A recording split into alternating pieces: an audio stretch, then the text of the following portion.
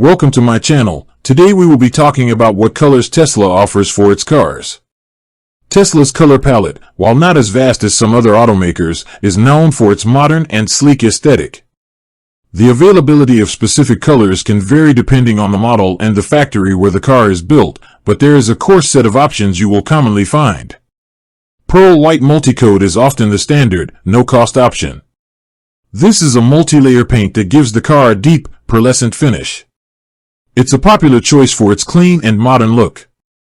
Another standard choice is solid black. This color provides a classic, sophisticated look, and its simple elegance highlights the clean lines of the Tesla design. For those who want a bit more flair, Tesla offers a few premium colors. Deep blue metallic adds a rich, deep tone that can appear different in various lighting conditions. Stealth gray is a more recent addition, offering a dark and subtle alternative to black. It's a premium paint that gives the car a unique, almost matte-like finish. And finally, for a bold and dynamic statement, there is ultra red. This is a premium multi-coat paint that is vibrant and stands out from the crowd. It is one of the most expensive color options. With that being said, thank you for watching. For more finance videos, kindly check my page.